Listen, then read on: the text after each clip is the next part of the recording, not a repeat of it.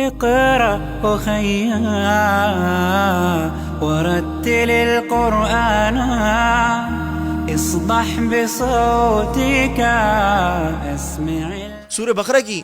آیات کے حوالے سے نبی کریم صلی اللہ علیہ وسلم نے خصوصی طور پر ارشاد فرمایا. ایک روایت کے اندر جو صحیح روایت ہے، نبی کریم صلی اللہ علیہ وسلم نے ارشاد فرمایا کہ سورہ بقرہ کی آخری جو 2 آیتیں ہیں یہ اللہ رب العزت نے مجھے اس خزانے خاص سے عطا کیے جو عرش عظیم کے نیچے، اور ان 2 آخری آیتوں کے حوالے سے یعنی جو آمن رسول بما انزل الیہ من ربہ والمؤمنون سے لے کے فانصرنا علی القوم الکافرین، جو سورہ بقرہ کی آخری 2 آیات ہیں، ان کے حوالے سے فرمایا کہ فتعلموہن وعلموہن نساءکم فإنہا صلاۃ وقربان ودعاء. یہ جو سورہ بقرہ کی آخری 2 آیات ہیں تو یہ ان کو خود بھی سکھاؤ اور اپنی عورتوں کو سکھاؤ. فرمایا کہ یہ رحمت کا بھی ذریعہ ہے، اسی طرح اللہ تعالیٰ سے قرب حاصل کرنے کا بھی ذریعہ ہے، اور اس میں چونکہ مناجات ہیں، التجائیں، دعائیں ہیں، تو اللہ تعالیٰ سے دعا کرنے کا اور مانگنے کا بھی ذریعہ ہے. اسی طرح مستدرک حاکم اور سنن بہقی کی روایت ہے جس میں نبی کریم صلی اللہ علیہ وسلم نے اپنی عورتوں کے ساتھ ساتھ بچوں کو بھی سکھانے کی تلقین کی اور ان آیتوں کی جو ہے بڑی فضیلت ارشاد فرمائی.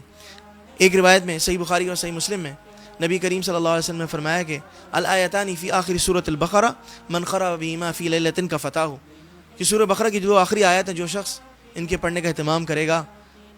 ان کو رات کو سونے سے پہلے پڑھ کر سوئے گا، رات کو ان کو پڑھ کر سوئے گا، تو فرمایا کہ وہ اس کے لیے کافی ہو جائیں گے. مفسرین نے فرمایا کافی ہونے سے مراد یہاں پر یہ ہے کہ تمام انسان اور جنات کے شر سے اس کو بچا لیں گے، اس کے لیے کفایت کر جائیں گے. اسی طرح اس کی ایک تفسیر بیان کی گئی، تمام آفات، مصائب اور پریشانیوں سے اس کے لیے کفایت کر جائیں گی، نجات کا ذریعہ بنیں گی. اور اسی طرح فرمایا کہ اس کا ایک مطلب یہ بھی ہے کہ رات کے جو ذکر اذکار ہیں جو سونے سے پہلے کرنے چاہیے، جو احادیث میں مسنون اعمال وارد ہیں، اگر اس میں کبھی کمی بیشی ہو جاتی ہے تو وہ اس کی طرف سے بھی کفایت کر جائیں گے. اور اسی طرح فرمایا کہ رات کو جو قیام اللیل ہے،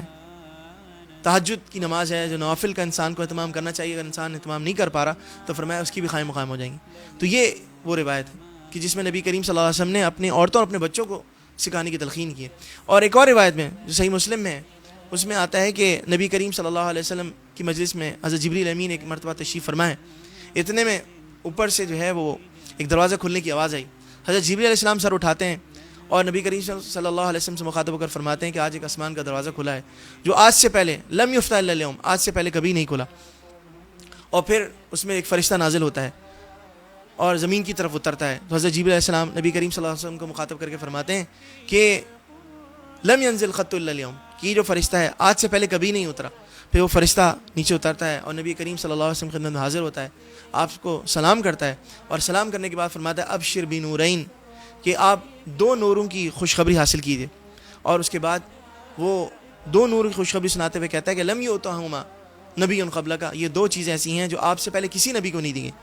اور فرمایا سورۃ الفاتحہ، فاتحۃ الکتاب و خواتیم سورۃ البقرہ، کہ یہ ایک تو سورہ فاتحہ ہے اور سورہ بقرہ کی آخری آیات ہیں، یہ آپ سے پہلے کسی نبی کو نہیں دی گئی. اور فرمایا کہ اس کے جس حرف کی آپ تلاوت کریں گے تو اللہ تعالیٰ اس کے اندر جو ثواب رکھا ہے وہ بھی آپ کو عطا فرمائیں گے، اور اسی طرح جو اس میں دعا ہے تو اللہ تعالیٰ اس دعا کو بھی قبول فرمائیں. تو یہ وہ صورت ہے جس کے بارے میں نبی کریم صلی اللہ علیہ وسلم کو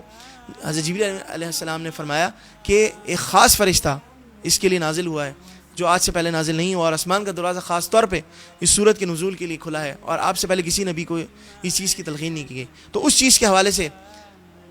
نبی کریم صلی اللہ علیہ وسلم نے ارشاد فرمایا کہ اس کو سیکھو اور جو ہے وہ اپنے عورتوں کو اور اپنے بچوں کو سکھاؤ. حضرت عمر فاروق رضی اللہ تعالیٰ حضرت علی کرم اللہ وجہہ کے حوالے سے آتا ہے، فرماتے ہیں کہ ہمارا یہ خیال ہے کہ وہ شخص بہت ہی کم عقل ہوگا، اس شخص میں دین کا فہم بہت ہی تھوڑا ہوگا کہ جو شخص اتنے فضائل جاننے کے باوجود ان آیات کو پڑھنے سے پہلے سو جائے. تو یہ اس سے اندازہ ہوتا ہے کہ یہ کتنی اہم آیات ہیں، ان کو سیکھنا اور اپنی آل اولاد کو جو ہے سکھانا ضروری ہے.